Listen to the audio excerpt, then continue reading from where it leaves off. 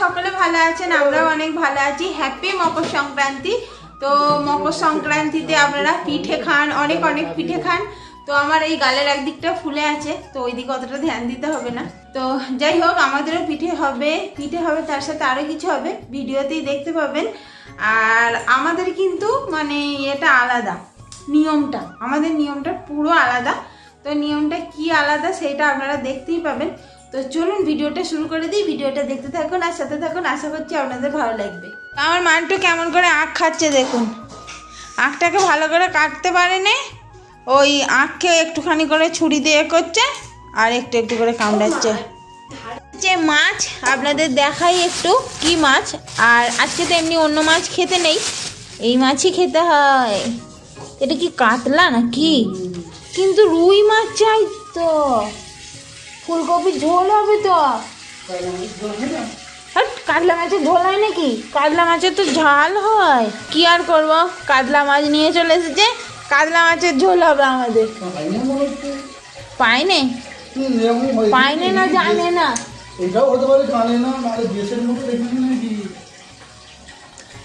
কাতলা মাছের ঝাল আমার মা কোনোদিনও খাওয়ায়নি, যাই হোক আমি খাওয়াবো লোককে। তো চলুন মাছটাকে ঝটপট কেটে ফেলি। এখানে ফুলকপি কাটা হয়েছে, ফুলকপির সাথে বেগুন আর গাজর আর আলুটা ওঘরে কাটা হচ্ছে আর কি। আর এখানে ভাতটা চাপিয়ে দেওয়া হয়েছে। আর এখানে পালং শাক কেটে একবারে ধুয়ে দেখুন, একটুও সেরকম জল মানে দেখুন একটুও সেরকম জল পড়ে নেই, পুরো জল ঝরানো হয়ে গেছে। আর এখানে যে মাছগুলো আপনাদের দেখালাম, সেই মাছগুলো কেটে কুটে জল ঝরাতে রেখে দিয়েছি। এরও প্রায় অনেকটাই জল ঝরে গেছে, সেই রকম আর নেই। তো চলুন আপনাদের ও ঘরে নিয়ে যাই।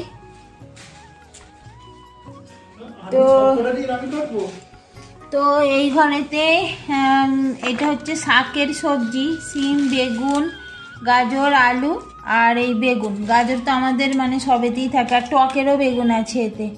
আর এই যে আলু কাটা চলছে, ফুলকপির কাটা হবে, আপাতত এখন শাকের কাটা হয়েছে। হ্যাঁ, আর এখানে কটা আলু এই যে ছাড়িয়ে রেখে দিয়েছি, এইগুলি আর কি কাটা হবে। তো চলুন ঝটপট করে কেটে নিই। ফুলকপিটা কেটে দেবো এবার। হ্যাঁ, তো রান্নাবান্না করতে চলে এসেছি, আর অনেক কিছু রান্না প্রায় এগিয়েও নিয়েছি। এখানে শাকের সবজিগুলো ভেজে নিয়েছি, ফুলকপির সবজিগুলো ভেজে নিয়েছি, আর এদিকে মাছ ধুয়ে একবারে মাছ ভাজাও করে ফেলেছি, আর তার সাথে মশলাটাও করে ফেলেছি। এই দেখুন, তো মশলাটা করছি তার কারণ একটার পর একটা না করলে অনেকটা রাত হয়ে যাবে, আর তাপসবাবুকে দোকানে যেতে হবে।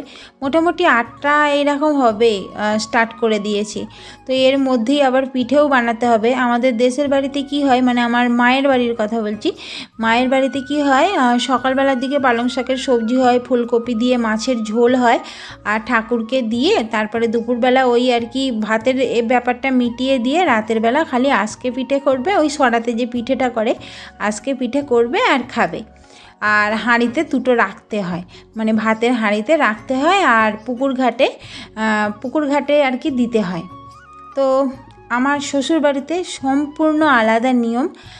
সকালবেলা থেকে আপনি ভাত এইসব খান, মানে নিজের মতো রান্না করে খান, বাট রাতের বেলা পিঠে বানাতে হবে, মানে আজকে পিঠে বানাতে হবে, তার সাথে ফুলকপির ঝোল করতে হবে, মাছ দিয়ে পালং শাকের সবজি করতে হবে, মানে এইসব এত কিছু করতে হবে। মানে আমার শাশুড়ি মা সকালবেলা থেকে টুকটুক করে সংসারের সব কাজকর্ম গুছিয়ে রাতের বেলা বসে বসে এত কিছু করেছে। তো এখানে তাপসবাবু কত সুন্দর পিঠে বানিয়েছে, আপনাদের দেখাচ্ছে একটু। আর সত্যি করে যখনই পিঠে বানাই তাপসবাবু খুব সুন্দর করেই বানায়, আমি একদম সিম্পলভাবে বানাই, এত আর কি ডিজাইন আমার দ্বারাই হয় না পিঠেতে। আর আমার মেয়ে এখানে পিঠে বানানোর মানে চেষ্টা করছে, তবে অনেক থেবড়ে থুবড়ে গেছে, কি আর করা যাবে। আমি বললাম যা পারিস তাই কর, শিখতে তো হবে তাই না। তো সেই জন্যই আর কি মহারানী বসে বসে করছে, আর ওই দিকটা তাপসবাবু সামলাচ্ছে পিঠের দিকটা, আর আমি রান্নার দিকটা সামলাচ্ছি। মানে দুজন দুদিকে না লাগলে না হবে না, কারণ অনেকটাই বেলা হয়ে যায় আর কি আজকের দিনটা অন্তত। তো যাই হোক, আর এখানে ঝোলটা হয়ে গেছে প্রায়, মাছগুলো দিয়ে দিচ্ছি। আর নুন টুন হয়েছে কি সেই রকম তো চাঁকতে পারবো না, বাট আমাদের দেশের বাড়িতে হলে একটু বেশি থাকে। এখানে আজকে পিঠেটা করতে পারছি না, কুলি পিঠে করছি। তার কারণ হচ্ছে এখানে সরাটা পাওয়া যাচ্ছে, বাট সরাতে যে চাপাটা দেয় সেইটা পাওয়া যাচ্ছে না। তো সেই জন্য আর কি আজকে পিঠেটা হবে না। আর প্রত্যেকবারই আমাদের আজকে পিঠে হয় না, এইরকম কুলি পিঠেই করা হয়। দেখা যাক, তাউজাও বলছিল যে দেশের বাড়ি থেকে এরকম সরা আর চাপাটা যদি নিয়ে আসা যায় তাহলে করা যাবে, এইরকম কথাবার্তা চলছিল আর কি। তো যাই হোক, আর মেন প্রবলেম হয়ে গেছে এখানে যে আমরা খাওয়া দাওয়া করতে বসে পড়েছি আর আপনাদের দেখাতে ভুলে গেছি। তো পালং শাকটা দেখালাম, দেখলেন অর্ধেকটা আছে, তারপরে ফুলকপির ঝোলটাও অনেকটা কমে গেছে আর পিঠেটাও অনেকটা কমে গেছে, তার কারণ সবাইকে দিয়ে দেওয়া হয়ে গেছে। আর এই দেখুন আমি ভাত নিয়ে নিয়েছি, তার সাথে সবজি নিয়েছি, তার সাথে দুটো কুলি পিঠে নিয়েছি আর তার সাথে শাক নিয়েছি। আমার শ্বশুরবাড়িতে কি হয় বলুন তো, ভাতেতে পিঠে দেয় কি ওটা আমি খেয়াল করতে পারছি না, বাট পুকুর ঘাটেতে ভাত, তারপরে পালং শাক, মানে যেগুলো যা করা হয় পিঠে, এগুলো সব আর কি দেওয়া হয়, গুড়, এগুলো সব পুকুর ঘাটেতে দিয়ে আর মোমবাতি জেলে নমস্কার করে চলে আসতে হয়। তো আমাদের তো এখানে সেই সব কিছুই হচ্ছে না, জাস্ট পেট পুজো হচ্ছে। তো যাই হোক, এরকম করেই চলবে, কী আর করবো, এখানে কী আর কিছু তো করারও নেই। আর অনেক বছর হয়ে গেল দেশেতে এই জিনিসগুলো করা হয় না, মানে দেশের বাড়িতে। তো সেই জন্য অনেক কিছু মনে আছে, আবার অনেক কিছু মনে নেই। তো এখন প্রায় 1:30-2 বাজে, তাউসবাবু এখন দোকানে চলে যাবে, আমি গেটের তালা খুলতে এসেছি। তো সেই জন্য তাউসবাবুকে বললাম যে যেহেতু পোঙ্গল আছে, তো সেহেতু অনেক সবাই আলপনা দিয়েছে, ড্রয়িং করেছে, অনেক কিছু করেছে, তো একটু দেখাবো। তো সেই জন্যই আর কি বাইরে এসে সামনে মন্দিরটা থেকে একটু ভিডিও করে নিয়ে আপনাদের সাথে শেয়ার করলাম। আর তাউসবাবু তার পরের দিন আসার সময় এই ফটোগুলো নিয়ে এসেছে, আমি যাতে আপনাদের সাথে শেয়ার করতে পারি, তো সেই জন্য অ্যাড করে দিলাম। তো এই দেখুন কত সুন্দর সুন্দর পোঙ্গলের জন্য আর কি কত সুন্দর সুন্দর ডিজাইন করেছে। তবে এখানে অনেক মানে সব বাড়ির সামনেতেই করে, বাট সবাই, আমি তো বেরোই না, তাউসবাবু ওই কাজ থেকে আসছিল তখনই আর কি আমি বলেছিলাম, মন করে তুলে নিয়ে এসেছে। তো ভালোই হলো, আপনাদের সাথে শেয়ার করা হলো।